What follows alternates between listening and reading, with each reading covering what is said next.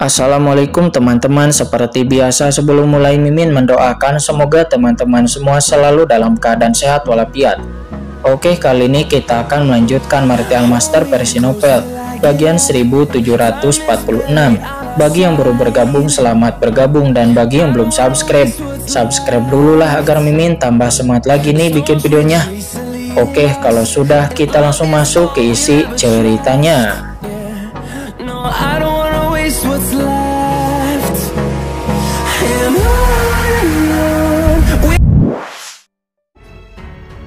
Kakak senior, gadis kecil itu juga sedang berjalan, menatap Kincen dengan cemas, matanya yang besar dan gelap.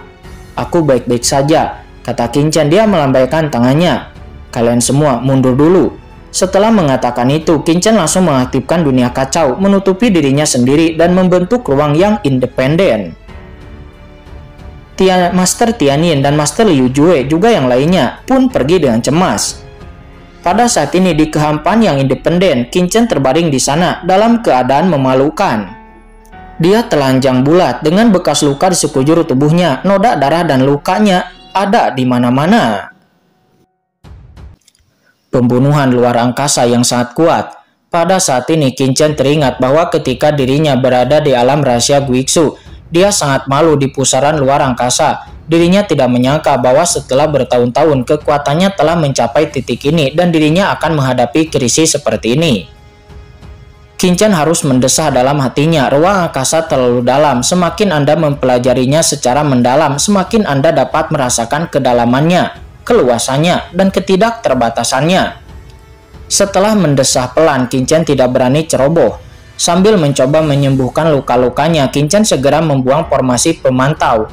Kincen harus mencari tahu kemana saluran ruang angkasa ini di dasar kolam Raja Hantu mengarah. Begitu formasi pemantau jatuh di luar, Kincen melihat dunia kehampaan dari dalam formasi pemantau atau tempat ruang hampa. Di ruang itu tidak ada yang hidup dan tidak ada apa-apa. Di pintu keluar, orang hanya dapat sesekali melihat bilah-bilah ruang besar memusnahkan dan berkedip-kedip, membentuk zona pembantaian ruang mati. Satu demi satu bilah ruang menari-nari di aliran ruang yang bergejolak, dan sesekali beberapa bilah ruang menebas pagoda Guyu. Duar, duar. Setelah bilah-bilah ruang ini menebas pagoda Guyu, Kincen bahkan melihat sedikit jejak muncul di pagoda Guyu yang jelas-jelas ditandai oleh tebasan bilah-bilah ruang itu. Boom!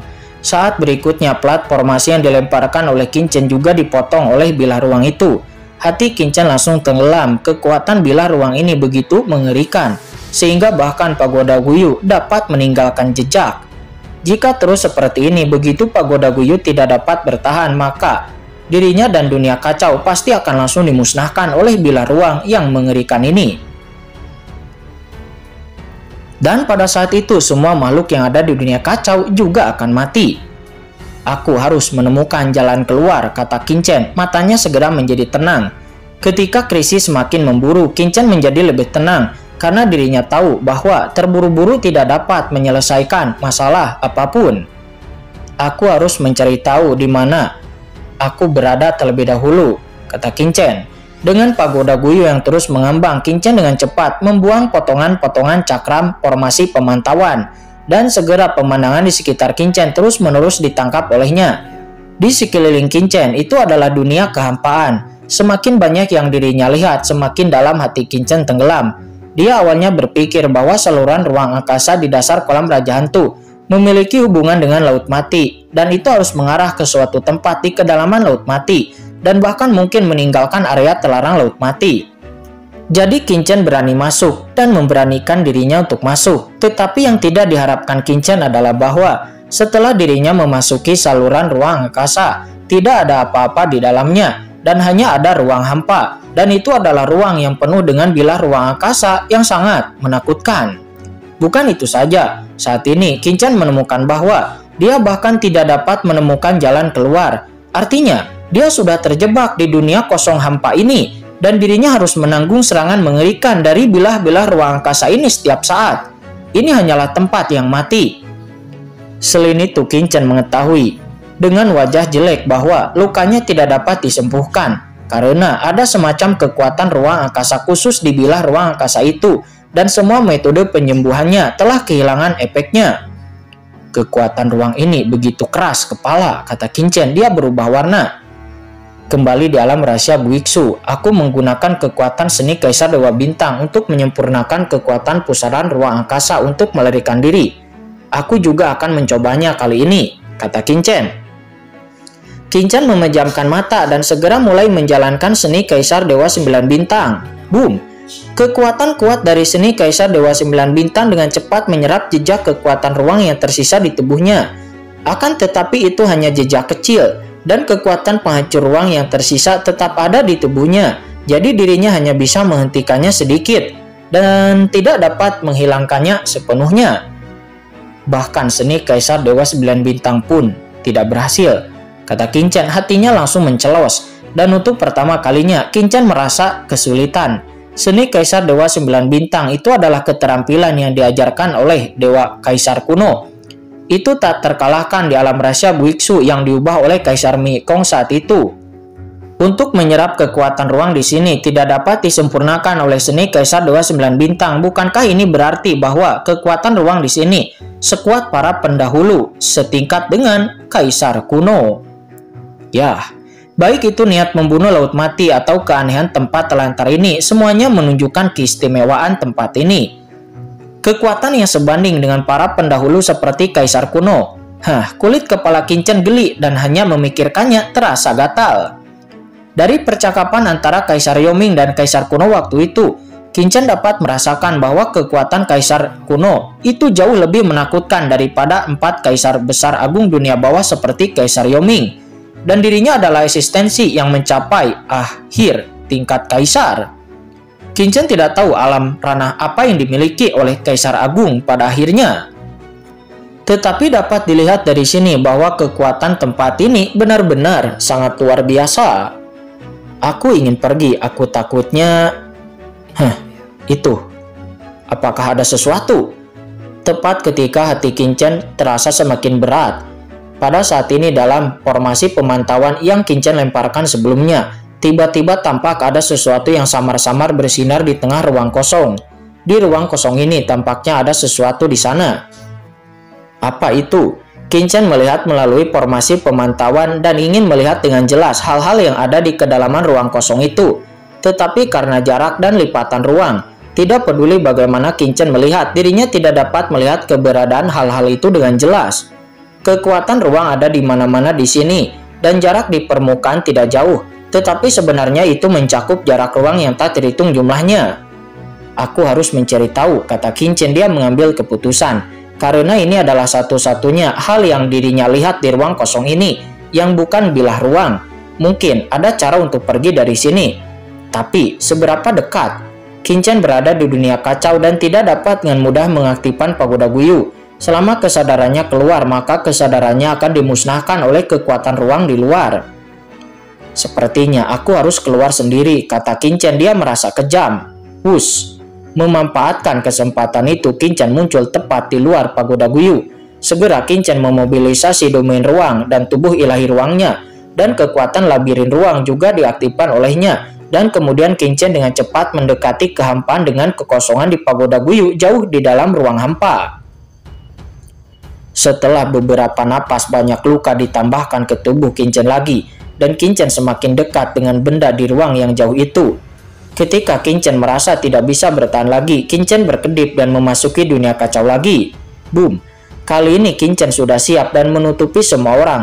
Dirinya berlumuran darah tergeletak di tanah terengah-engah. Dirinya tidak berani membuang waktu, dan Qinchen langsung mulai menyembuhkan tubuhnya lagi. Meskipun seni Kaisar Dewa 9 Bintang tidak dapat menghilangkan semua kekuatan ruang, namun itu dapat menyerap sebagian darinya, yang lebih baik daripada tidak sama sekali. Namun yang mengejutkan Qinchen adalah bahwa bidang labirin ruang yang telah dia pahami di dasar kolam Raja Hantu sebelumnya itu dapat sedikit menghalangi kekuatan bilah ruang di sini. Jika tidak, maka cedera yang disebabkan oleh begitu banyak bilah ruang sebelumnya sama sekali tidak mungkin seperti ini. Ya, itu jauh lebih serius daripada sekarang. Akhirnya, hal itu membuat Qinchen merasa jauh lebih baik. Dengan kekuatan labirin ruang, Kincen setidaknya dapat menjamin bahwa dirinya tidak akan langsung terkoyak oleh kekuatan ruang dalam waktu singkat. Setelah beristirahat untuk memulihkan diri dari luka-lukanya, Kincen meninggalkan dunia kacau itu lagi tanpa jeda dan membawa Pagoda Guyu menuju tempat benda misterius itu. Setelah terluka parah, Kincen kembali ke dunia kacau lagi, dan setelah pergi dan kembali lagi dan lalu masuk lagi, tubuh Kincen sudah lama terluka parah, hampir tidak ada yang utuh, dan bahkan tulangnya banyak yang patah. Akan tetapi Kincen tidak berhenti sama sekali. Dia tahu bahwa dia ada di sini. Semakin lama waktu, tidak hanya semakin berbahaya dirinya, tetapi juga semakin banyak masalah bagi Raja Hantu Shenming dan juga iblis tua Xuangui di luar. Seperti yang diharapkan oleh Kincen ketika dirinya terus mendekati objek misterius itu. Saat ini di dasar kolam Raja Hantu, leluhur seribu tulang dan iblis tua Xuangui melihat ke dasar kolam Raja Hantu yang kosong dan mereka benar-benar tercengang. Lalu, bagaimana dengan Tuan Muda Chen? Pada saat ini, di kolam Raja Hantu, kekuatan ruang yang tidak teratur melonjak, membentuk lapisan ruang, dan di ruang ini, mereka sama sekali tidak dapat melihat sosok Kincen, dan yang paling mengejutkan mereka adalah, mereka seharusnya bersama Kincen. Ada semacam hubungan di antara mereka dan Kincen, namun sekarang, bahkan hubungan itu telah menghilang. Tuan Muda Chen telah pergi, kan? Hati keduanya langsung tenggelam. Jika Tuan Muda Chen sudah pergi, lalu apa yang akan mereka berdua lakukan? Jangan panik, jangan panik. Dengan kekuatan Tuan Muda Chen, dia pasti tidak akan mengatakan apa-apa. Dia pasti akan berada di dasar kolam Raja Hantu. Tetapi kita tidak dapat menemukannya saja, kata leluhur seribu tulang. Dia menyemangati dirinya sendiri. Ya, bahkan jika Tuan Muda Chen dalam bahaya, Kaisar Yao Ming masih berada di sisi Tuan Muda Chen. Jadi apa yang bisa terjadi padanya? Memikirkan hal ini, leluhur seribu tulang langsung merasa lega. Fluktuasi spasial besar yang muncul di kolam Raja Hantu sebelumnya pasti akan membuat khawatir para kultivator lainnya di luar. Dengan kecepatan mereka akan dapat sampai di sini dalam waktu singkat. Kita harus bergegas, kata leluhur seribu tulang. Dia berkata kepada iblis tua Xuangui, tugas yang paling mendesak bagi mereka adalah meningkatkan kekuatan mereka sesegera mungkin. Mendesir. Keduanya pun langsung masuk kembali ke langit di atas kolam Raja Hantu. Senior seribu tulang, orang-orang di istana Raja Hantu Anda tampaknya terhalang dari pembatasan. Begitu keduanya kembali ke kolam Raja Hantu, mereka melihat kekosongan di luar pembatasan kolam Raja Hantu. Itu ternyata Jenderal Yukui dan yang lainnya yang mencari-cari di sekitar sana. Biarkan mereka sendiri. Leluhur seribu tulang menus dingin dan kesadarannya melewati tubuh beberapa wanita lagi dari kejauhan, dan kemudian seribu tulang akhirnya menyingkirkan kesadarannya dengan enggan. Sekarang Tuan Muda Chen tidak terlihat dimanapun. Aku tidak punya waktu untuk memikirkan hal-hal lain. Mari kita bicarakan tentang Dewa Kematian setelah mereka menetap ke sini. Kemudian segera mereka berdua melanjutkan kultivasinya. Saat ini di ruang misterius, setelah berkali-kali bergerak, Kincen akhirnya dapat mendekati inti ruang hampa itu. Di inti ini sebenarnya ada bilah spasial halus yang tak terhitung jumlahnya, yang terkadang lahir dan terkadang menghilang. Bilah ruang yang tak terhitung jumlahnya membentuk bentuk yang sangat indah, seperti sarang besar, terbungkus di intinya. Di inti bilah ruang yang tak terhitung jumlahnya, kristal berbentuk berlian mengambang, yang merupakan sudut 361 derajat. Kristal belah ketupat tunggal. Setiap sisi kristal belah ketupat itu berisi sajak daur ruang khusus. Hanya kristal ini seolah-olah berisi alam semesta nyata. Tampaknya itu berisi semua aturan dan peraturan alam semesta. Harta karun, kata Kincen. Dia menatap kristal berbentuk berlian di pagoda di depannya. Di saat dia melihat kristal belah ketupat itu, Kincen tahu bahwa itu pasti inti dari ruang yang kosong ini. Benda ini seharusnya berisi kekuatan seluruh ruang kosong. Selama aku bisa mengendalikan benda ini, aku mungkin bisa pergi dari tempat ini, kata Kincen. Hatinya langsung bersemangat. Kristal berbentuk berlian di depannya berisi napas ruang yang menakjubkan. Dan setiap pola daur ruang yang mengalir di atasnya membuat Kincen merasa seolah-olah dirinya akan tertarik ke dalamnya. Pola spasial yang luar biasa lebih sempurna daripada struktur spasial manapun yang pernah dilihat oleh Kincen sebelumnya. Pada beberapa permukaan berbentuk berlian yang berisi 361 derajat. Pita cahaya warna-warni mengalir seperti harta karun, menunjukkan bahwa itu adalah harta karun teratas di dunia. Napas Qin Chen tiba-tiba menjadi sangat cepat. Itu adalah pertama kalinya Qin Chen melihat benda luar angkasa yang begitu menakutkan. Dan itu jelas merupakan salah satu harta karun teratas yang pernah dilihatnya. Harta karun seperti itu seharusnya ada di ruang inti. Mungkin kunci ruang ini, selama aku mengendalikannya, aku seharusnya bisa meninggalkan tempat ini tanpa takut pada bilah ruang. Tapi, bagaimana aku bisa mengendalikannya? Kata Qin Chen, dia menatap kristal berbentuk berlian di depannya dan merasa khawatir. Kristal berbentuk berlian ini dikelilingi oleh bilah ruang halus yang tak terhitung jumlahnya.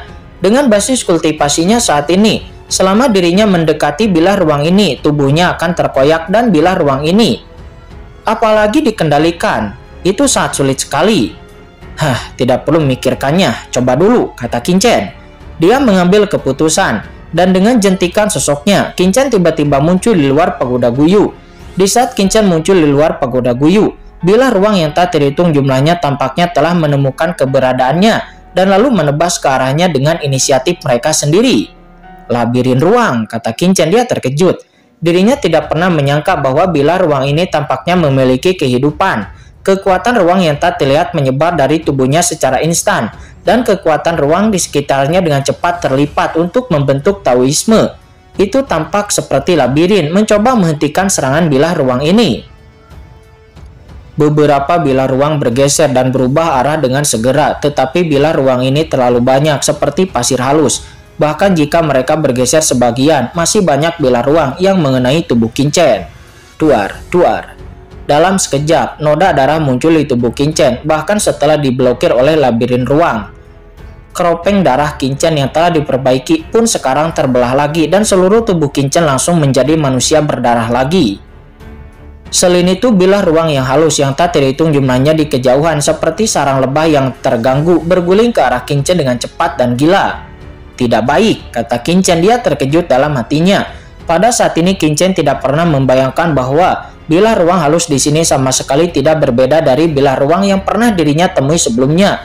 Dia tidak salah, luar angkasa itu tampak hidup, seperti sekawanan besar ikan yang sangat waspada. Pedang itu langsung mengunci dirinya. Jika dia dicekik oleh begitu banyak pedang luar angkasa yang tajam, Qin Chen akan tercabik-cabik dalam sekejap.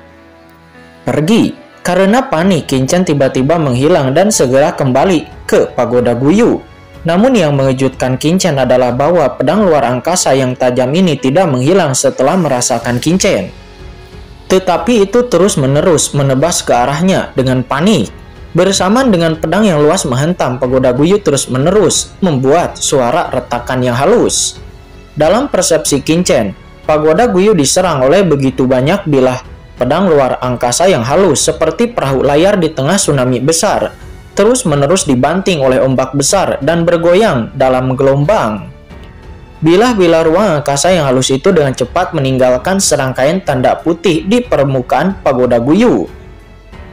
Di dalam pagoda Guyu saat ini Qin Chen dipenuhi bekas luka dan meneteskan darah. Tetapi dirinya sama sekali tidak peduli dengan tubuh fisiknya. Dia melihat bagian luar pagoda Guyu dengan wajah yang jelek. Ini merepotkan, kata Qin Chen, hatinya terasa hancur. Ini memang sangat merepotkan. Bilah-bilah luar angkasa sebelumnya acak dan tidak ada peringatan sama sekali. Jadi setiap kali dirinya bersembunyi di pagoda Guyu, hanya sesekali beberapa bilah ruang angkasa yang akan menyerang pagoda Guyu. Sebelumnya itu hanyalah menyebabkan goresan-goresan kecil. Itu tidak masalah, tetapi sekarang, begitu banyak bilah luar angkasa yang halus yang tampaknya mencium bau darah. Dan mereka terpaku kepadanya. Itu terus-menerus menghantam pagoda Guyu. Satu atau dua bilah ruang angkasa halus ini mungkin tidak penting. Namun sekarang ada ribuan atau bahkan 10.000. Jumlahnya begitu besar sehingga seperti gelombang ombak yang terus-menerus menghantam karang di kehampaan. Pagoda Guyu itu pasti akan hancur total oleh bilah-bilah ruang angkasa ini. Dan begitu pagoda Guyu hancur total, maka semua orang yang ada di dalam dunia kacau akan tamat. Tidak, ini tidak boleh dibiarkan terjadi, kata Qin Chen, matanya dingin. Tiba-tiba, dia menjadi bertekad. Namun sebelum pikirannya menjadi tenang, dirinya melihat bahwa bilah-bilah dari banyak ruang angkasa halus di luar pagoda Guyu mengeluarkan suara siulan. Setelah mereka menemukan bahwa mereka tidak dapat menembus pagoda Guyu. Hanya dalam beberapa saat suara siulan itu seperti bergema di seluruh dunia hampa. Di bawah mata Qin Chen yang ketakutan, dirinya melihat bahwa bilah luar angkasa yang tak terhitung jumlahnya di seluruh ruang hampa di depannya perlahan-lahan tertarik dan datang. Jika seseorang berdiri di atas seluruh ruang hampa, mereka akan melihat bahwa bilah-bilah ruang angkasa yang halus awalnya terletak di inti ruang hampa saat ini yang sedang membombardir pagoda Guyu. Tiba-tiba bilah ruang angkasa yang ada di mana-mana seluruh ruang hampa tertarik. Setiap bilah ruang angkasa seperti setetes air, dan tetesan air ini secara bertahap menyatu menjadi aliran kecil, kemudian berubah menjadi sungai kecil, dan sungai kecil itu menyatu. Sebelum akhirnya bilah-bilah luar angkasa yang tak terhitung jumlahnya menjadi lautan yang perkasa, itu langsung datang ke arah pagoda Guyu dan duar. Seperti tsunami besar, lautan bilah ruang angkasa yang luas menghantam pagoda Guyu dengan keras. Di tengah gemuruh yang mengejutkan, pagoda Guyu langsung mengeluarkan suara retak, dan retakan kecil telah muncul di atasnya. Dunia kacau terletak di pagoda Guyu. Ketika itu berguncang hebat, seolah-olah terjadi gempa besar. Galaksi kekacauan di dalam pagoda Guyu, di dalam dunia kacau berguncang hebat, dan ombaknya seperti melonjak, seolah-olah itu akan jatuh kapan saja. Dari galaksi itu, tiba-tiba seekor kura-kura api besar bergegas keluar dan menatap langit dengan ngeri. Itu adalah kura-kura matahari yang terbakar yang ditemukan Qin Chen dari galaksi kekacauan. Kura-kura matahari terbakar hari ini lebih dari 100 kali lebih besar. Dia seperti matahari yang membakar dengan api, tetapi dia masih pusing di bawah dampak yang begitu besar dan dia mengeluarkan teriakan panjang. Dan di bawah terlihat Master Liu Jue, Master Tiayin, Gouwa, dan yang lainnya. Semuanya juga jatuh ke tanah. Mereka menatap penglihatan antar langit dan bumi dengan ngeri, dengan ketakutan di mata mereka. Apa yang terjadi di luar sana? Mereka bertanya-tanya, menjadi ketakutan dan bingung. Sementara di bawah pohon iblis 10.000 alam pada saat ini, Yukiansu dan yang lainnya yang sedang berkultivasi juga tiba-tiba membuka mata mereka. Semuanya menatap langit dengan ngeri dan berdiri satu persatu. Qin Chen dalam masalah, dunia kacau sedang diserang. Semua orang bergegas untuk menstabilkan diri. Kata Yukiansu, dia berubah warna, dia membumbung ke langit, segera mengerahkan kekuatannya sendiri dan mulai menstabilkan dunia di sekitarnya. Sang Guanwan, Jiuxu, dan juga yang lainnya, juga Jiruyu, dan juga yang lainnya membumbung ke langit, memancarkan aura transenden yang luas dari tubuh mereka, menyatu dengan dunia kacau, menstabilkan dunia ini. Pohon iblis dari 10.000 alam, pohon buah dewa kekacauan, pohon buah pola dewa kekosongan, dan juga banyak pohon-pohon suci lainnya di sekitar mereka juga mengayunkan cabang-cabang mereka dan berderak di bawah guncangan hebat, mengisi semua jenis atmosfer yang kacau, menanamkannya ke dalam kehampaan di segala arah. Di antara semua orang saat ini, Qin Chen adalah orang yang paling gugup. Tidak baik, kata Qin Chen. Tatapan Qin Chen langsung tertuju kepada retakan di pagoda Guyu di luar, dan ekspresi Qin Chen langsung berubah. Meskipun celah ini tidak besar, bahkan untuk pagoda Guyu yang tingginya puluhan ribu kaki, itu bisa disebut sangat kecil. Tetapi dengan satu benduran, pagoda Guyu terkena retakan ribuan kali. Qin Chen sangat yakin jika ini terus dibiarkan, pagoda Guyu tidak akan mampu bertahan.